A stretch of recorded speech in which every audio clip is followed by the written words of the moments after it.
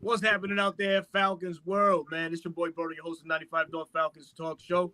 The 95 North Sports Machine is here, man. 8 o'clock prime time. Got my boy Smitty, my boy Chris, and our special guest, Daniel Flicker from Sports Illustrated, man. Daniel, how you doing tonight, man? Oh, stellar. That has been you know what? I've been trying to incorporate stellar into my vocabulary way more frequently now. I don't know why. I've just really been feeling it lately. So, yeah, pretty good, pretty stellar, if you will. And happy to be on here chopping it up with you guys. No doubt. Smitty, how you doing, man? Hey, I'm good, man. Hey, Daniel, like I said, Tampa Bay game, man, I'm old. I totally slipped my mind. So I had to redeem myself. So welcome to the show, man. Definitely, appreciate you. Glad to be Chris, back. How you feeling, brother? Oh, man, every day is a great day, just depending on how you're looking at it and how you treat it, man. Glad to be sharing the platform with you guys again. And we have an accredited Falcons writer, man. Want to get his thoughts, Mr. Daniel Flick, man. Happy to have him here. Happy to all the chat, man. Shout out to the chat, of course, as always. And you already know, man, it's time to be generational because it's always time to be. Yeah, but before that, man, let's get into that dope intro right quick. Let's do it, man. You said free. I'm going to treat y'all to the dopest one out there right now. See y'all back in 20.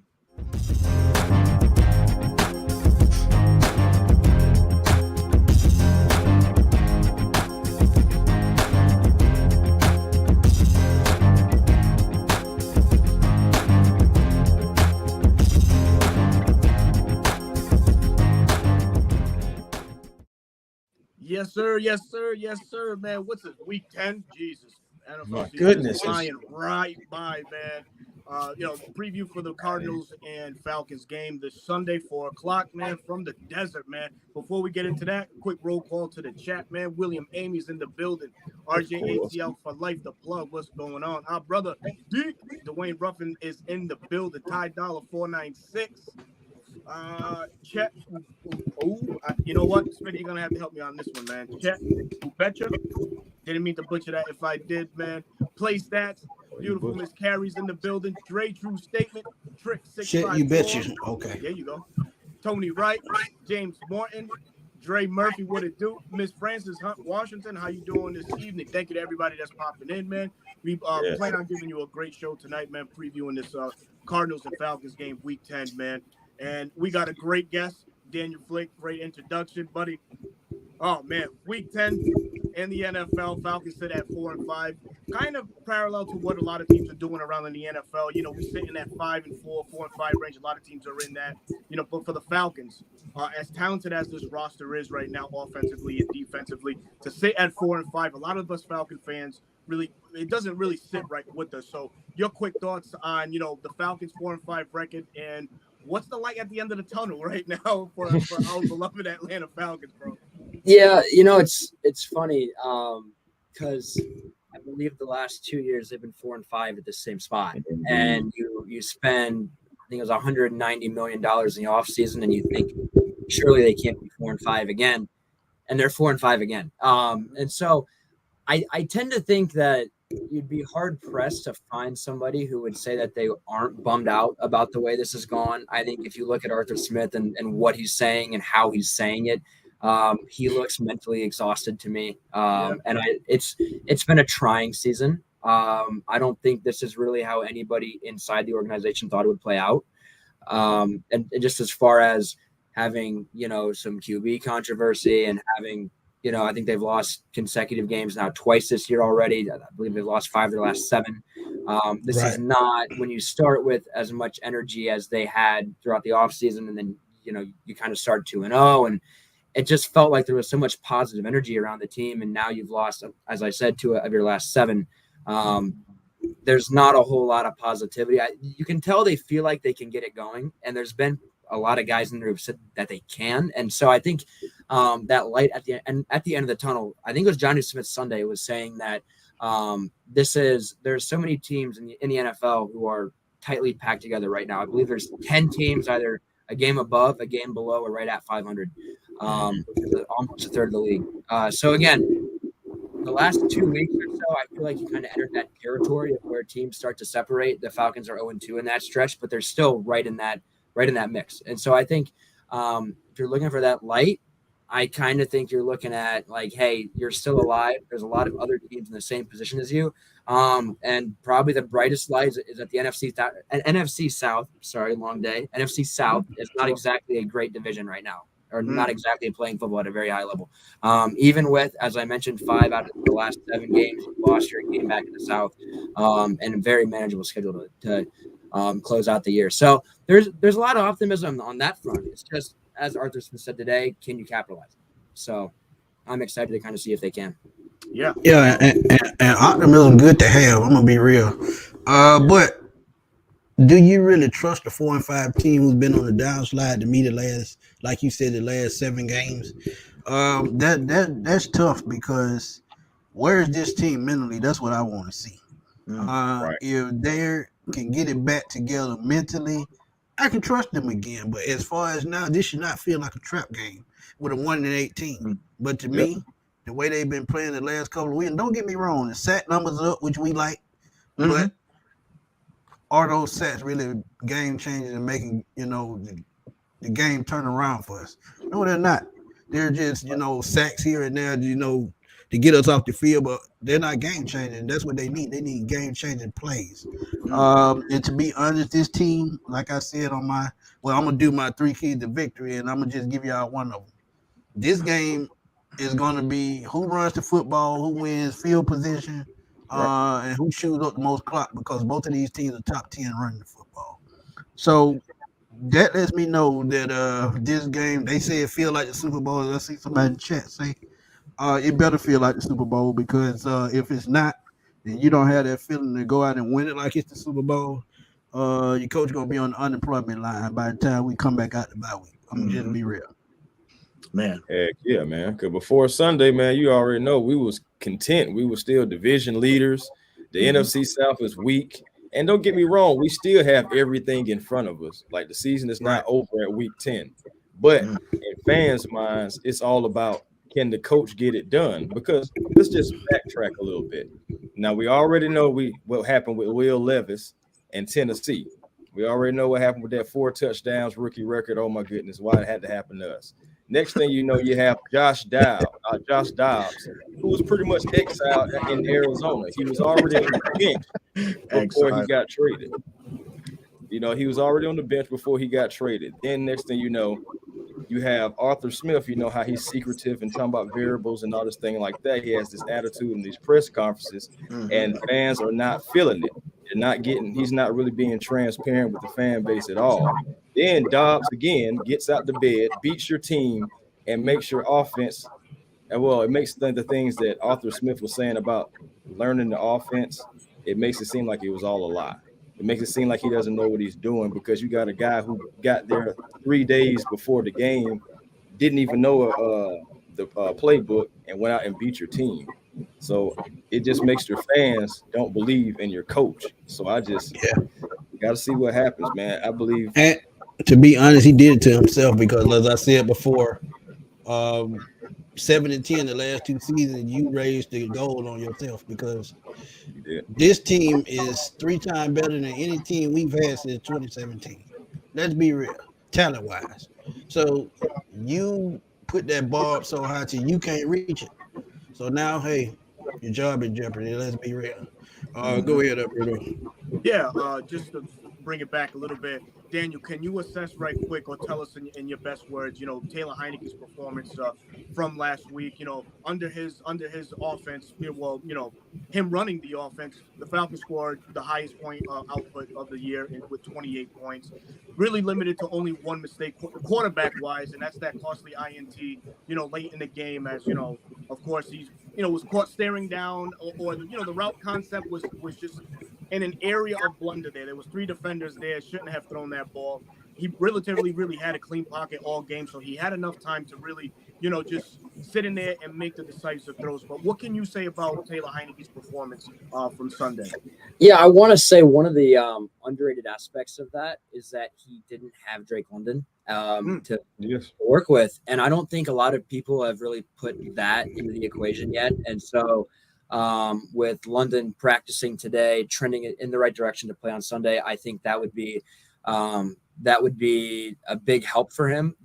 And again, if you're trying to get an accurate evaluation of if Heineke can lead your offense for the rest of the year, it's kind of important to know that how he can play with your top receiver actually in the fold. And so I think that's an important place to start in the evaluation. My personal evaluation, I didn't think that what he brought was anything overly special or overly new from what we saw with Ritter for the first 8 games of the year. My personal belief with it, and this is just, we talked off air about, some of the coverage I've had this year with IU football, is they've alternated quarterbacks the whole year, and it's been extremely painful to watch. Right. The way Ritter was trending, I believe he was averaging 297 passing yards in his 3 games prior to that first half in Tennessee, playing at a high level, seeing the field at a high level. You've got the turnovers, but he was making, I believe, his 12th career start, in Tennessee.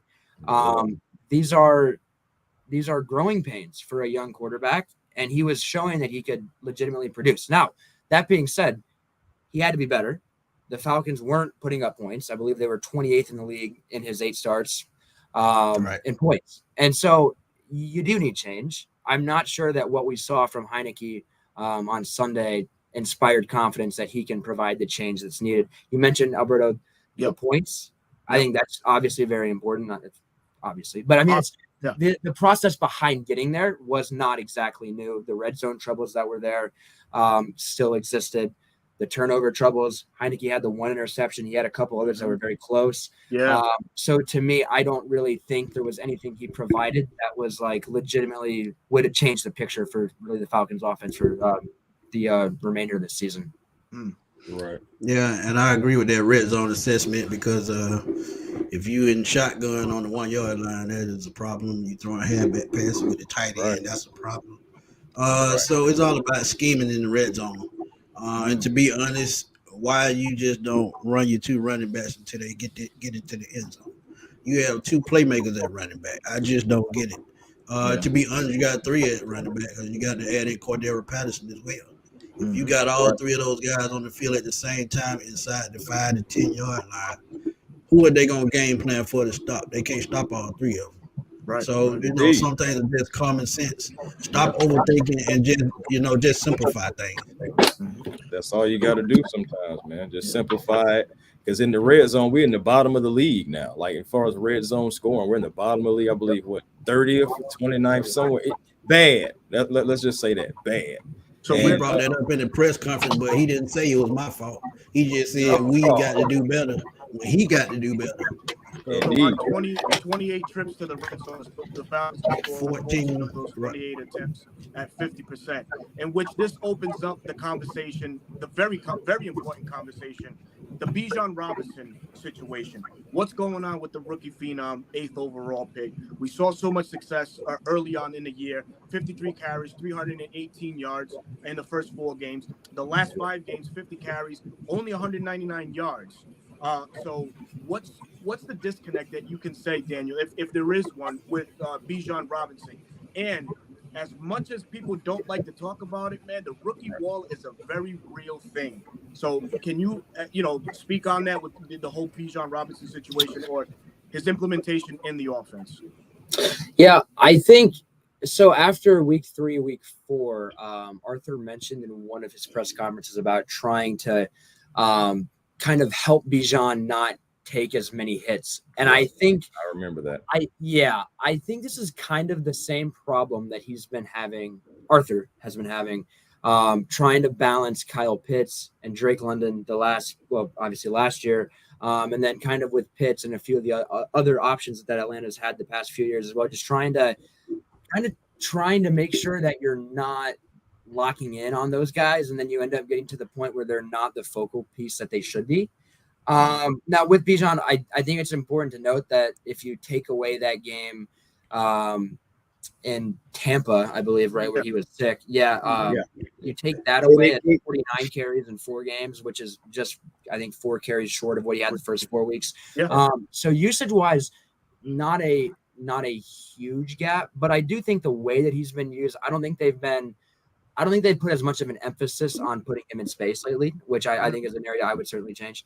And I think the other aspect of that, John, the rookie wall, I think, is definitely a thing, but I think Atlanta's offensive line has also not exactly been what it was last year.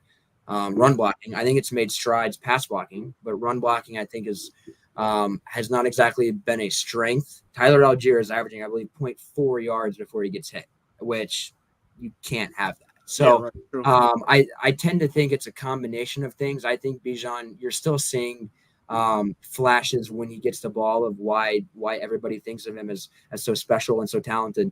So I don't necessarily think it's on him as much as what he has to work with. Arthur tried to say earlier this week that he's still on pace to have however many yards, like 1,400 all-purpose yards, which would set Falcons record for rookie all-purpose yards. But again, he was on pace for about 1,900 after the first 2 or 3 weeks. So I just think it's the usage and the pieces around Bijan and not as much actually about Bijan. Yeah, for those that are wondering, he's currently, I believe, at 714 all-purpose yards right now between receiving and rushing. As you were still not being used on the goal line. 18 offensive plays inside the 5-yard line this season. Bijan, 1 touch, no game. What the hell? But yeah, man. But like Daniel said, man, it's just gonna come down to how you use him. Now, I'm trying to figure out which running back are you gonna make the main guy. And I know sometimes it's running back by committee, but you need to commit to one guy and make that guy the focal point. Because flip-flopping at certain points of the game, I think that's a mistake. Because what if Bijan starts the game off fight, you take him out for Tyler Algier, then he goes ice cold, and then it's a problem. But Daniel, he made the best point of all when you talk about space. Bijan Robinson in space is a dynamic athlete. So that means you need to get him out on screen plays, get him out on quick slants at the receiver position. Here, you can throw those more wheel routes. We've seen how successful that's been. So you just got to find more ways to use Bijan. You took him 8th overall, so you put yourself in that predicament. So now that you have a running back at 8th overall, you got to use him. Yeah, I ain't seen a quick slant with Bijan since like the Packers game. They're not using him. So that leads into a different discussion. That means somebody that would be drawing up the plays for Arthur, and Dave Ragone is known to do that, and he's been very popular within the chat right now, man, as the first possible scapegoat in this Arthur Smith regime. What can you say about Dave Ragone and what seems to be, for us fans, shortcomings in this whole entire Falcons offense? What does he actually do, Daniel? What do you know about Dave Ragone that can help us understand this man's situation a little bit better? Yeah, it's funny. Besides order DoorDash, tell us something different. Gosh. Gotta stop. Man. Continue, Mr. Flip. Ragone has been kind of vague about his specific role historically. My understanding of it is that he helps design some of the passing concepts, but again, and then of course he helps with some of the scripting throughout the week as well. It's kind of his main priority, that, and then he works with the QBs as well throughout the week too. So that's kind of, he also typically is the main guy on the sideline, kind of rewatching live footage, live film, and helping with the in-game adjustments, I do believe. So that's kind of the main role. He definitely has been a bit of a scapegoat in all of this because his role is not exactly as impactful as, say, Arthur Smith, for example. So it is kind of interesting for me to see the way that he has been kind of thrown completely out the window. But I get it. I totally get it. And I think it's, when you have an offense that's supposed to be, as proven that it can move the football at a very high level. There was a stretch earlier this year when Atlanta had 400 plus yards in 3 straight games for the first time since 2018. So they're proving that they have the talent. They've proven they can move the football. Can't finish drives. And so at the end of the day, when you can't score, there's so many internal questions that you got to ask. I'm not sure Ragone is necessarily the guy leading the charge of, or should be the guy that people are running after with pitchforks. But again, some of what he's doing, I tend to think there's been an overall lack of creativity at various points in the year, especially. I feel like red zone, they get caught in between trying to be overly creative and then trying to just run it right down your throat. And actually, historically, they've just had more success just running it. I mean, we saw that last drive on Sunday. And I think they're just kind of stuck in that balance and they can't really figure it out. And so I get it. I understand all the hate, but I don't really think Ragone is the right guy to shoulder as much of the blame as a lot of people are right now. Right. Valid. I got a question. Let's talk about Mr. Joker, the Joker role. Recently he was talking about, hey, let's not forget, I do this. Whoever needs to know. I'm just trying to figure out, is his gripe valid, considering the fact that we did draft Bijan Robinson and he was going to take some snaps from CP? Yeah, it's funny to watch Cordero play football nowadays and some of the cuts he's making. I remember seeing a joke on Twitter I think it was maybe the Houston game, and it was comparing him like an old school dinosaur, trying to watch him make cuts. And now, again,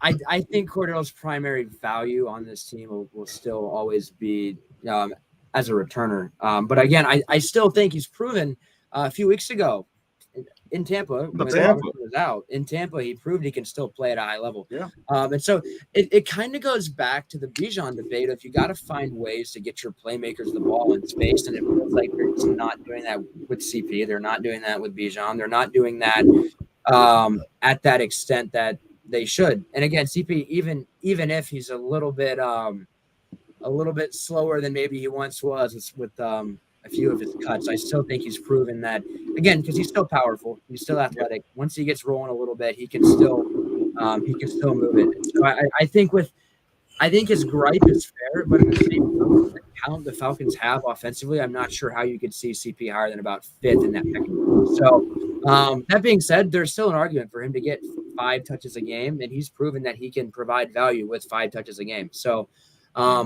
if you're looking for a spark, I think he's proven he has the talent and the playmaking to actually provide that spark. So we'll see how they kind of provide that moving forward. We'll see if his public comments have any effect on that. I tend to think probably not. But again, I think there is value in letting him touch the football. So I'd like to see that change at least a little bit, if only by a couple touches a game. I do think he is worthy of that role. And he has a great. I think, I just think he does, because that Tampa Bay game, that was the perfect blueprint going forward on how to use the running backs. Bijan Robinson only got 1 carry that game, but if you build a run game that way where you have those 2 big bruises to wear down the defense, I think that opens up everything for Bijan, whether it's running the ball out the backfield or catching the ball out the backfield. Because guess what? When you bruising and beating up a defensive line, they're going to push them on their heels the further along you get in the game. So that's when you attack. So if they were to implement that in their game plan weekly, I think they'd be fine, man, because like I said, man, you take a running back number 8, you got to get him in the end zone. He only had 1 rushing touchdown. Yes. That just doesn't make sense for a guy that dynamic. Doesn't make sense. Huh? So they just got a game plan better, man, as to how to use all 3 of those guys. Mm-hmm. Do you sometimes wonder that the Falcons are, and this might sound like totally left field, but we're blessed with so many pieces. Is it hard for a coach to implement all of these players and their skill sets into an offense? So you got to and once you break it down, Jonnu Smith is now carving a role in this offense. Don't forget, we got Kyle Pitts. Oh, we also have Drake London and a 3-headed back monster on offense. So how does that present a challenge for a coach week in and week out to implement these guys? And I heard from Coach Smith's presser earlier today that he has incorporated everybody, but it's just hard to see where that incorporation has come, because at some point it doesn't look like one player sticks out more than another. He's playing it very, very balanced, but is it too much for a coach at times to have so much skill set on an offensive team like the Falcons? What can you say to that, Daniel? Yeah, I think so. But at the same token, I think you look at Miami and you see the playmakers that they have, and you see the way that they've been able to kind of balance that, and you say, hey, why can't the Falcons do that? Can you attribute that to Mike LaFleur being a more competent and a more elite play caller, knowing that, you know, he does come from that Shanahan tree, so to say. McDaniel. So, you know, McDaniel, sorry. So you see, he comes from that tree, and you see what Shanahan is doing and what he's going to continue to do in this league. He's left so much of a blueprint for other teams to mimic that it's just, you know, it's hard. It's hard to mimic, in other words. But Arthur Smith in this offense just doesn't seem to know how to use these guys the right way. But like you were saying to Miami before I interjected, please continue. Yeah, no, it's been a very hot topic for years with Arthur Smith about utilization. You guys mentioned Robinson with 1 rushing touchdown. We all remembered all the Kyle Pitts conversations about his rookie year, his touchdowns. Drake London, same deal last year, even with Ritter at the end of the year when he was, I believe he was on pace in that 4-game stretch. He was on pace to hit about 100 yards, I want to say, 0 touchdowns. So, but yeah, it is challenging. It is challenging for sure. And I think it's something he's got to figure out. I think it's something he's been wrestling with internally, and I think he's struggling with it. And I think he would be upfront with you about that. You look at the Falcons' target list, and you're going to see that, like, big picture, they've found ways to kind of balance that. But as you guys were saying, I think it was Smitty was saying earlier, that you look at it and it's like nobody's really having this breakout game, this breakout year. You might have one game. I think London had a 125-yard game a few weeks ago. Yeah. You look at that, you're like, oh, he can do that. He can do that. Kyle Pitts can. I believe Kyle Pitts in his career has about 5 or 6 100+ or 80+ yard receiving games. The Falcons are undefeated. I'm not sure. He has 3 for 100 and 5 for 80. 5 for 80. Right. 5 for 80. Yeah, and I believe the Falcons are 5-0 in those games that he's caught. That he has over 80 receiving yards. They are undefeated when he produces at a certain, I believe it's 90 yards. I had that tweet last year, and then he pretty much has hit it like 1 time since then, which kind of speaks to the way that he's been utilized. So exactly. The lack thereof. Yeah, exactly. It's definitely frustrating. I'm sure it's frustrating for Arthur because, again, you have so much talent. Why isn't it clicking? And again, part of this too, and he's been very transparent about this, is he calls plays for these guys to, especially in the passing game, and it's covered. And naturally, you look to other options, and that's when you get Matt Collins in a 1-on-1, and you throw to Matt Collins. You know, and you're not going to blame the quarterback for throwing to Matt Collins in that situation. So I think some of it's kind of out of his control, but on a bigger picture, when you put a priority on putting the ball in those guys' hands, you're going to find a way to be more successful. And so I think that's kind of, to answer the broader picture, yeah, I think it's a challenge. And I would also concur that Arthur is not exactly succeeding at that challenge right now. And I think he would admit that as well. And I'm going to tell you, the reason why I know he can't handle all this talent, when Jonathan Smith is your leading receiver, that's a problem. That's a problem. You got a first-round wide receiver, first-round tight end, and a first-round running back, and a 7th-round pick trade is your top receiver. Just make it make sense. Familiarity. You're just familiar with John. Right. Right. Well, speaking of certain successes, one thing that, you know, we're not accustomed to seeing as all Falcon fans, and that's having a competent or an elite style defense, as the Falcons host a top 10 defense, and they're only 2 sacks shy from totaling all of last year's. Yep. Currently, we sit at 19. 21 was the total last year. Flick, man, that you put out a great little piece earlier today on Contavia Street, what he did in Philly and what he did in one game versus the Falcons. Now, you want to talk about a breath of fresh air and a great change of scenery. This guy came from Philly, fresh legs, haven't really got any playing time because of Philly's incredible depth over there. But he comes to the Falcons. Can you see Contavia Street, being an X factor for this Falcons defensive line moving forward? Yeah, I think X factor is a good term, but I think it's important to take that within the perspective of he's not going to directly replace what Jarrett brought to Atlanta's defensive line. No, and so I think on a broader picture, they were never going to be able to replace him, and they knew that. And so I think Street at best can kind of help to mitigate that loss. And I think he did a really good job of mitigating that loss on Sunday. But again, on a broader picture, it's kind of it's a tough position because there's no real way that you can actually improve after you lose a guy like Jarrett and all that he meant as a leader, all that he meant on the field, just with the way that he could condense pockets was so valuable too. And him and Onyemata were having so much success together rushing.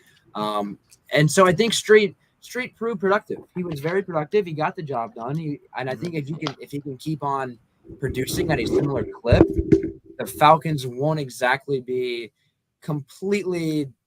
I'll say they're not going to be completely damaged as much as a lot of people thought when Jarrett went down for the year. And so if you can mitigate that loss at that extent, the way that Street did on Sunday, it's only going to help.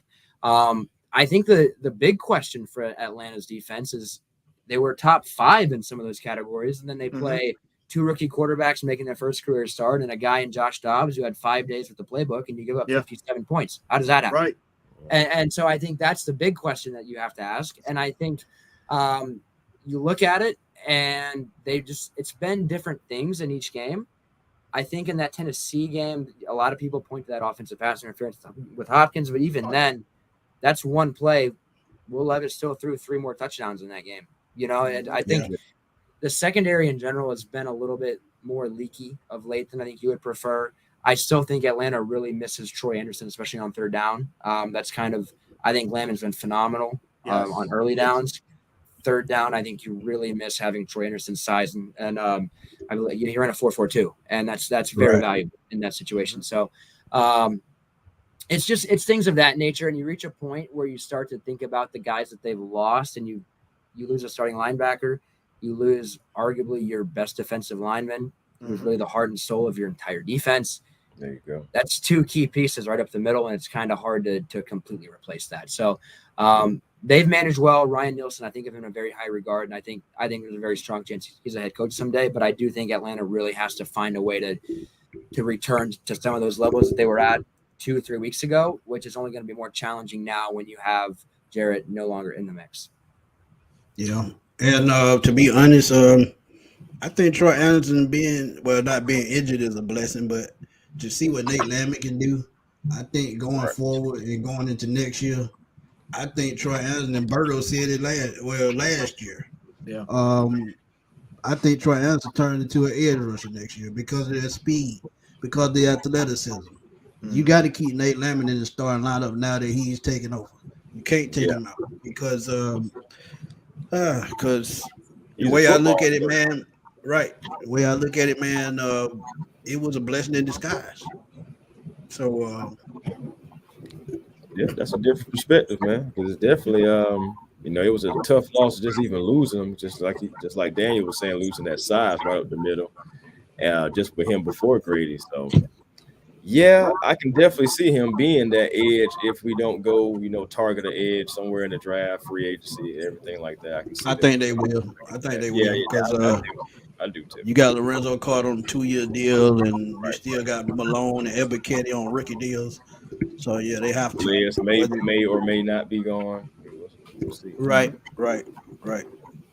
Absolutely. So switching gears, breaking down this Cardinals Falcons game as we have, spoken a little bit briefly on there. As we mentioned, Kyler Murray is going to return barring any setbacks this Sunday. Becomes another threat for the Falcons defense. To try and contain. And you was mentioning this off air, Daniel. It's a guy that's coming back, but he's not in sync with this playbook. He's not in sync with his coaching staff as he's been out. But you can't imagine that we may see some of Kyler Murray's brilliance from early on, because of his athletic ability and his ability to throw the ball. I think that he is going to pose some threat this week, especially if he comes back. Hollywood Brown comes into question. I know they had a decent connection. They get James Conner back, I believe, too. Yep. And the way the Falcons' run defense has played, in recent weeks, there is some leaks within that defensive scheme up front to stop the run that, can favor Arizona. So your thought right quick on Kyler Murray's possible return on this Sunday's game against the Falcons. Yeah. My first thought directly is that Kyler Murray can run, and Josh Dobbs had a field day running the football out of structure, off script on Sunday. And so I tend to think that'll be a very big area of focus this week in practice. And I'm very excited and eager to see how they adjust to that. Because realistically, when you think about NFL mobile quarterbacks, Kyler Murray is one of the very first names who really pops up in your mind. And so he's going to test you with that. With his knee, we'll see how willing he is to run. We'll see how much they try to incorporate his legs more, on script. I think that'll be kind of – I'm eager to watch that play out because we really don't know. We don't know how they're going to use him. We don't know how if he's at full health. I would assume if he's not at full health, he's very close to it because they don't really have much of a reason to rush him back. But again, is he rusty? Is he completely up to speed with all of his wideouts? How in tune is he there? We're gonna find out. And so it's hard to just come in the way that Josh Dobbs did last Sunday. When you think about all the talk about preseason play at quarterback, things of that nature, and then you see Josh Dobbs come in 5 days and play how he did. It's everybody kind of you're not gonna have the same reaction. So like from player to player. So Kyler, I think that's going to be the way that he plays will ultimately probably determine the outcome of Sunday's game. And so I think it really a lot of that. I think Kyler is probably the main X factor because he could legitimately be nowhere close to the level that he's proven he can be, right? Or he could be the same Kyler, if not better than what he was when we've seen him at his peak. And so I'm eager to see that play out. I think it's. Again, you go from facing a 5th or 6th round quarterback who just got shut out 27-0 to facing a complete question mark at quarterback who could legitimately be really good. So that's going to end up being the biggest question for me. I tend to lean more towards the fact that Kyler's a little bit more ready, but I think you're probably going to see a little bit. I think it'll take him a drive or two to actually find it. So I'm curious to see how that plays out. That's facts, man. And I said this also in my 3 key to victory. You're just gonna have to keep him inside the pocket and close those passing lanes because he's 5 foot, 5'9" and a half, 5'10". He need a booster seat to see over the line. But as I look at it, man, the way he uses his legs and the way that they probably would use him. I think it boosts their running game even more. And like I said earlier, man, they 8th in the league in running. So you add Kyler Murray, that takes their offense to another level running the football. James Conner has been out. Right, he's been out with injury. So, I mean, Kyler Murray just the key to the game. Just like Daniel said, if you can shut down Kyler Murray, you're going to shut down the Arizona Cardinals. But you got to outthink their offensive coordinator because I'm going to be real. Last week with Minnesota, Josh Dobbs, everything they did it on the fly.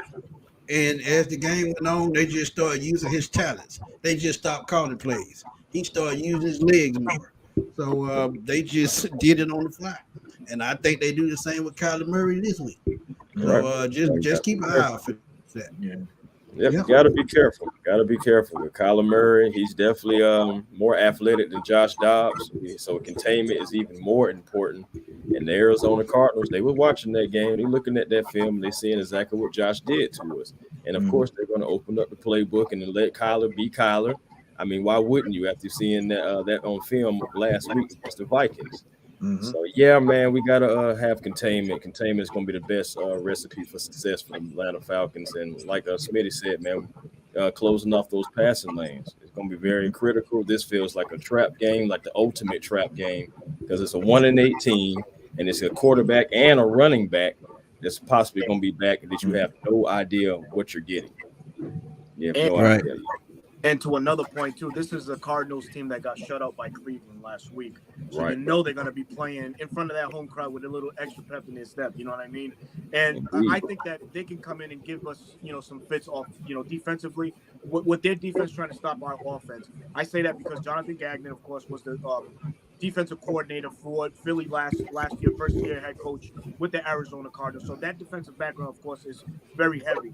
The Cardinals do a good job of mixing up some schemes and how to get their pressure. They really don't have a household name. Maybe you can say Xavier Collins. They have 25 sacks on year so far, and they might be licking their chops as this game. I'm like, all right, wait, we can get to Atlanta. Atlanta has only allowed 2 sacks the last 2 weeks, and things have differed because of quarterback play, of course.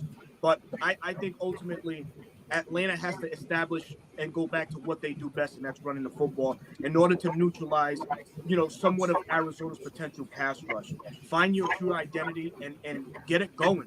You got to go back to what has worked before to put NFL teams back on alert and say, okay, the Falcons are that team running the ball.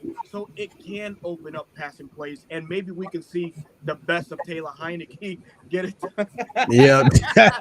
Oh, man, maybe we can see the best of Taylor Heineke in this offense. I mean, because I don't think at this point now you can look back at Desmond Ridder and say, okay, you're going to start, after the bye going against the Saints.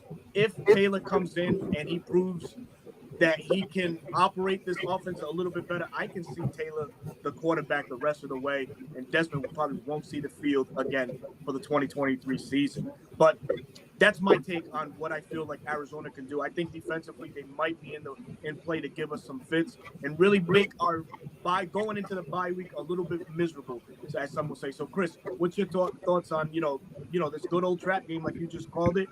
What do you see Arizona posing as a threat for our Falcons in this Sunday's matchup? Well, one thing, just because they're always reeling as far as like the defense are bottom in the league as far as everything, but they have some tacklers.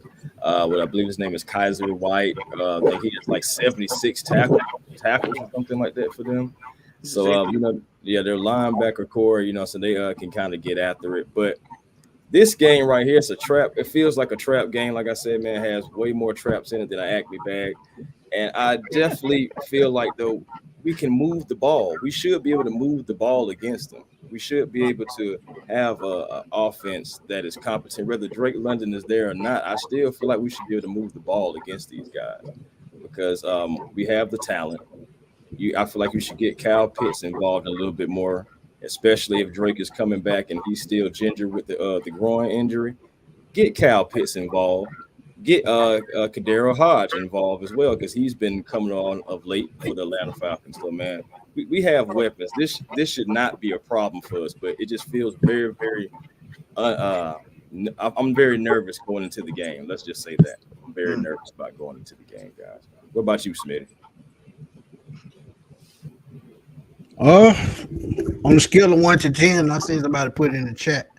Going to this game, the confidence I have, I put it halfway at about 5, and that's only because we have an inconsistent play caller, poor scheming, and they just have trouble moving the ball at times. What would boost that up if the defense carries us? That means forcing turnovers. I can see that this game with Kyler being rusty, coming back out the year off due to a knee injury. I think they can force a couple of turnovers in this game to change the momentum in this game at some point. So going into this game, I would have to say a 5, only because of inconsistent play calling. But we have enough power on offense for it to be a 9 or a 10.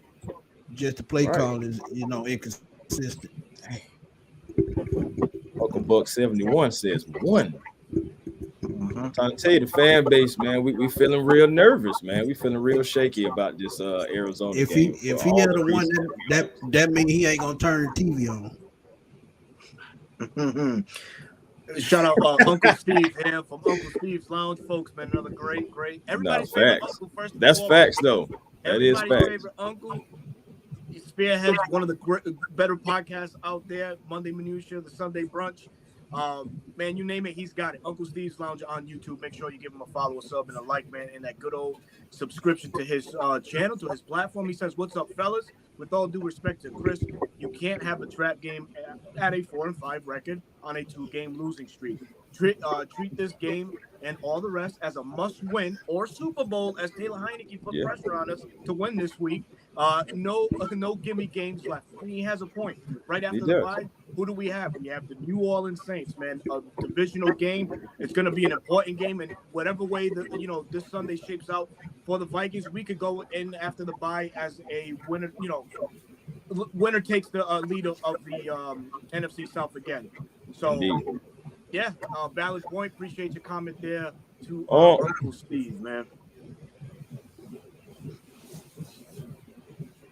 As we go. So leads us into our X factors for the game. Daniel, who could you give us as your X factor for this Falcons game on Sunday? Yeah, as I mentioned earlier, I think Kyler Murray is the overall X factor in the game.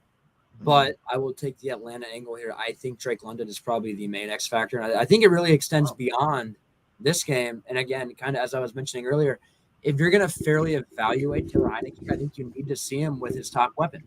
And so if London's not available to play and Heineke kind of has another up and down game, you don't fully know what you have.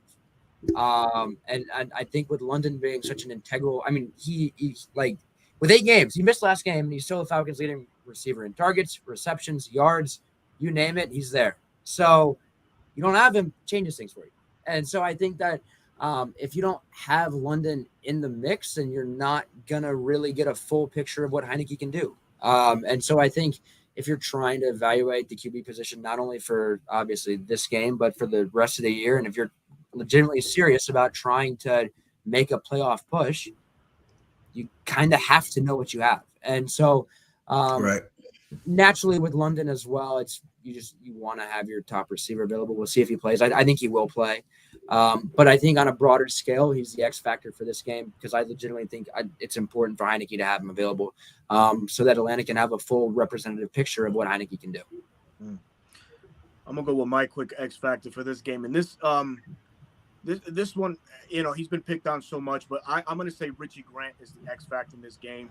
You got a Kyler Murray that's coming back. So he's going to be now able to, if he plays, going to be able to, stretch the field somewhat, with some passes. He has good rapport with Marquise Brown or Hollywood Brown. So it's going to be interesting. And I know they're going to probably challenge the Atlanta Falcons deep in this game.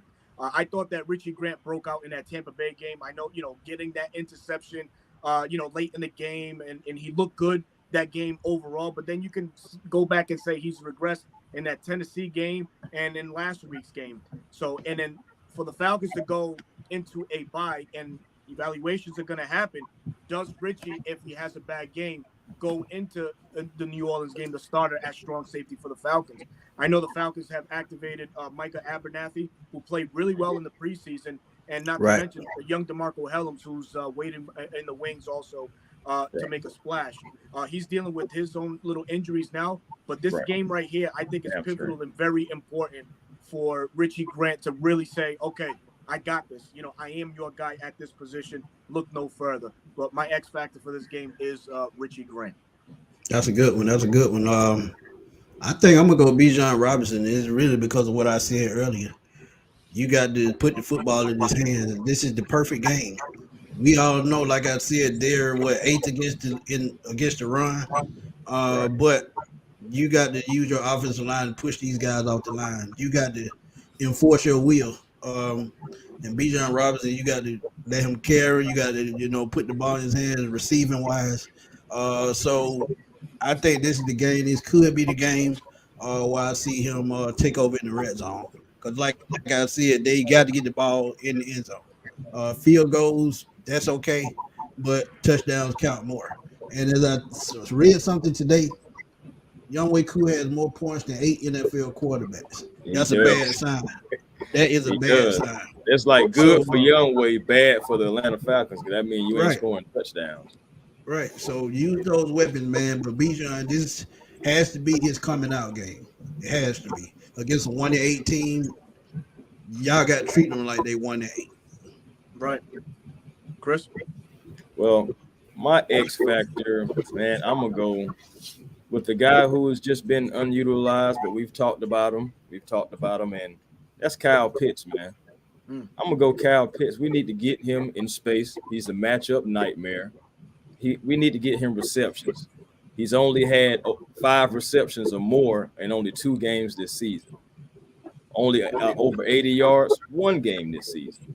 It's time to get the man involved a little bit more. It's time to get him a few more receptions. And I believe this is a game where you can do it against a defense that is bottom of the league. I understand about they have a great defensive coordinator and / head coach, but you can still get him in space because he's going to be a matchup nightmare. The only person that possibly could even do anything with him may be Buda Baker. But you can put him in space. You can put him in different positions and get him the football. He's going to be important, especially with Drake London coming back with a ginger injury. He's going to come back. He's going to have Kendra Hodge. but you got to get Kyle Pitts in this game. This needs to be a Kyle Pitts game for me as well, and get him in the red zone. He only has one red zone touchdown as well. So now all this game against the Commanders. And to add on to what you're saying with him, he's actually ahead of his pace that he was last year stats wise. So that's he definitely is. So this could be 389 to 356. Mm-hmm.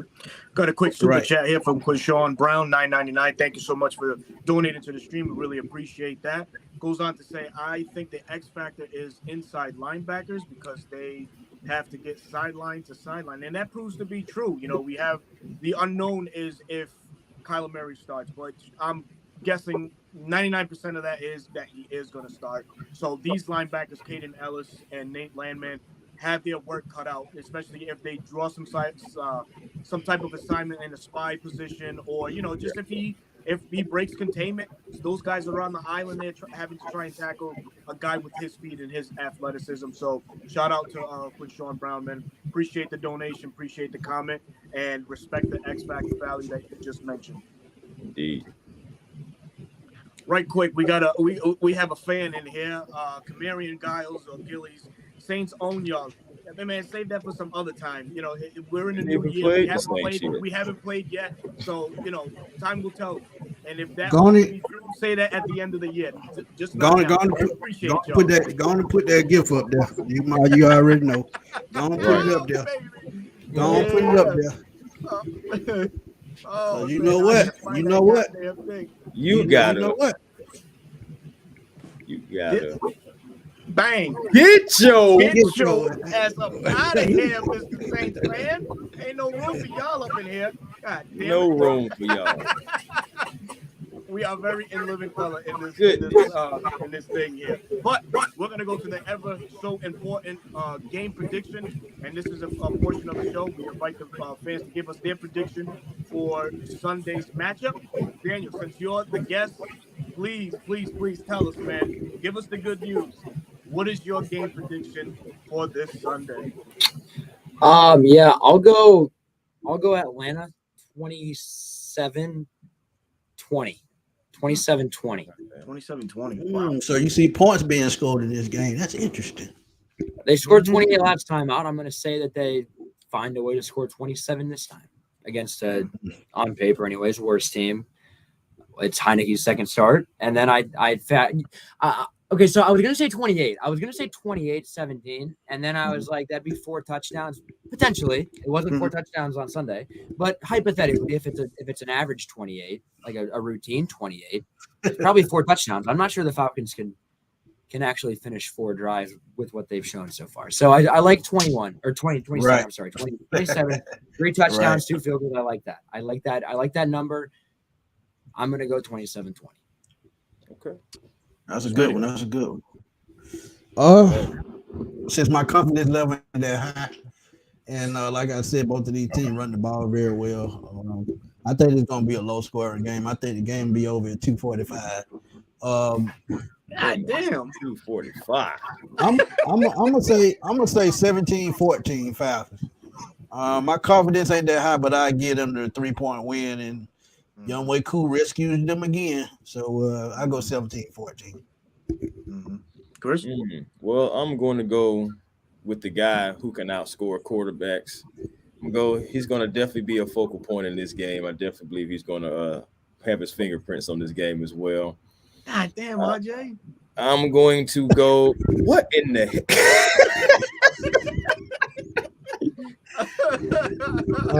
Lord, we hope not. What you want to talk about? If that score that game, man, Arthur Smith gonna be in the unemployment line by Monday.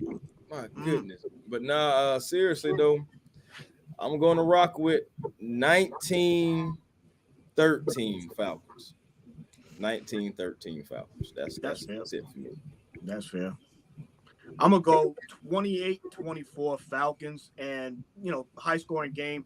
The Falcons, the last couple games on the road, have given up points. Well, the Falcons defense have given up points in that mid-20 range. So it's only fair that they're on the road. History may repeat itself. So I'll go 28-24 us Falcons. Like it. That's fair. That's fair. We have about 5 more minutes left in the show, so if you guys have questions for Daniel, please drop them in the comments. But Daniel, I have a quick question for you and your honest opinion. Man, how do I paint this picture? We lose on Sunday. We go into the bye. Do the Falcons make a head coaching change during the bye? I'd be very surprised. I would be very, very surprised, actually. So, the gist that I got in the offseason in particular, I haven't really heard anything new about this, but the offseason gist was that, man, that's a tough day to be that water bottle. Anyways, I'm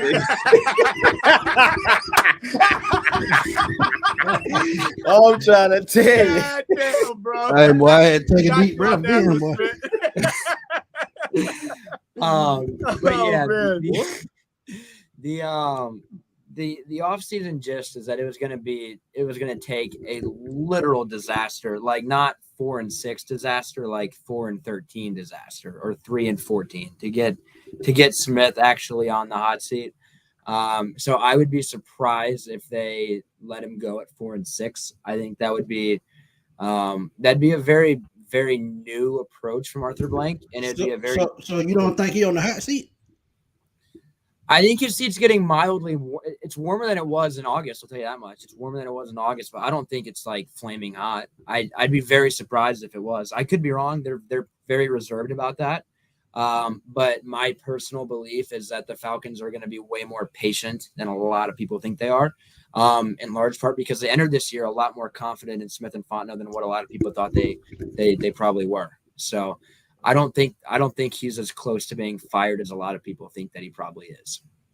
Then we got to remember, man, he doesn't just jump off the ship like that with his coaches and players and everything too. So you got to remember a creature of habit as well too. But you got to think at this point, man. Going back to Dan Quinn, man, I think he stayed 2 years too long, and I don't see him making that mistake again. Because, like I said, he reached the ceiling in the Super Bowl. And next year he got back to the playoff, but the team wasn't playing the same. And every year after that, it was just downhill, and I don't see that happening again. So before they go that route again, as far as being bad, I think he has to make a change because you have an assistant head coach in Jerry Gray who could possibly take over. You have Ryan Nielsen who could possibly take over. So you have everything in place, but the only reason why I would not fire Arthur Smith because after you get those guys out there, who gonna call plays? Dave Ragone can't call plays. We know that. So that's true, man. So chat, man. If you guys have anything for young Daniel Flick here, man, just drop it here, man. We got about 3 more minutes left, man. So hopefully, man, we go into Sunday, obviously with the victory, and it just boosts the Falcons, morale and confidence going into the bye. I know Coach Smith said that he's going to evaluate all positions and whatnot. Hopefully he makes some tweaks offensively. I would say, scheme Scotty Miller in a little bit more into this playbook. I mean, he is the fastest guy on the team. Find ways to get Van Jefferson in space. He's a burner himself. The only thing with him is, he has the ability to drop the ball as we've seen in the past.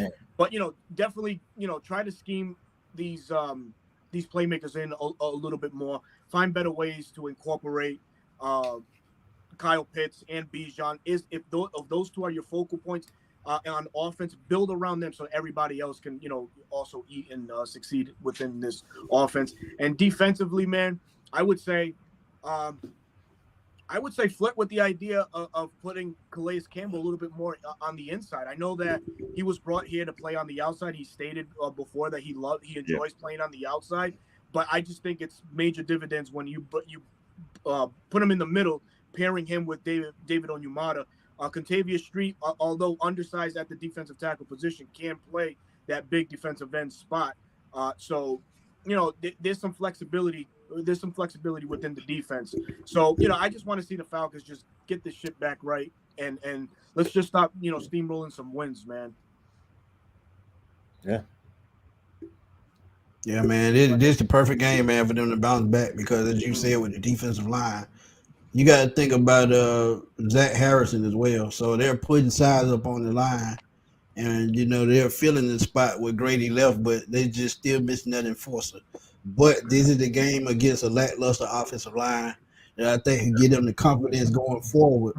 Uh, being a strong defense. So defense is going to have to win this game, man. And one thing that I would like to see, and I'm gonna just tell y'all right off top, if AJ Terrell get a pick six, that would change everything. That'll be delightful. True, very true. All right, man. So we got we're just about done here tonight, man. Daniel, we thank you so much, man. It's been a while. I think the last time you came on was like early March or something like that, man. So it's great to have you back on, chopping it up with us, man.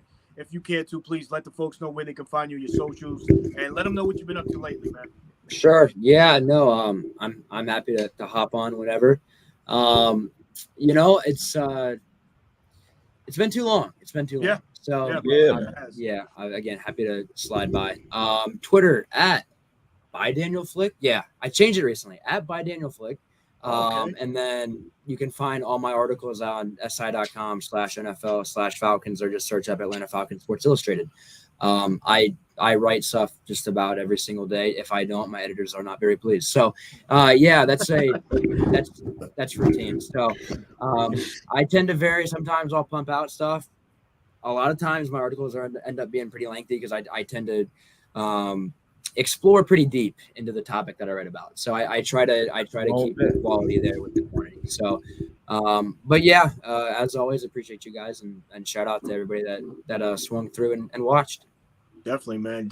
We definitely we love reading your articles, man. Very insightful, very great takes, man. Thanks, brilliant mind, man. So we definitely appreciate what you do for Sports Illustrated.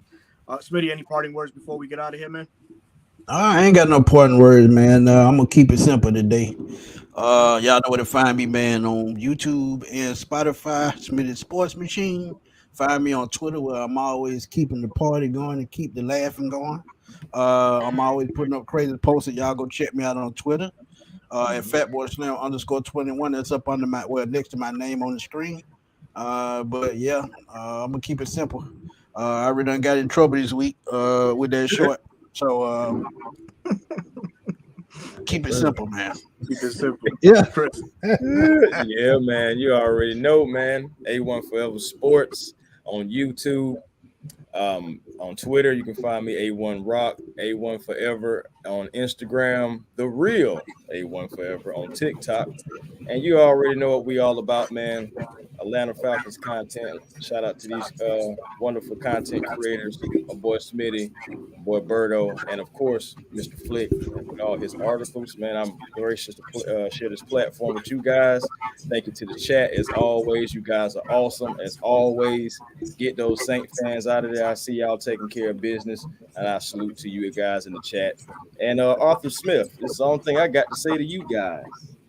Get it done. Get it done. There it is, man. Get it done.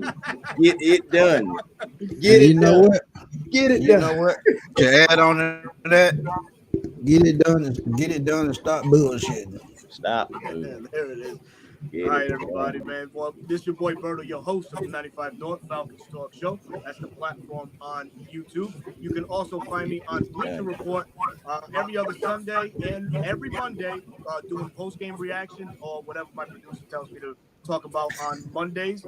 I'm on there chopping it up and talking some bullshit too, man, having fun. Appreciate that. And you can also find me on Twitter under RI Falcons, another platform I use to interact with the fans and everybody that watches the show. Thank you to everybody that tuned in tonight. Thank you for you guys for supporting us like you always do.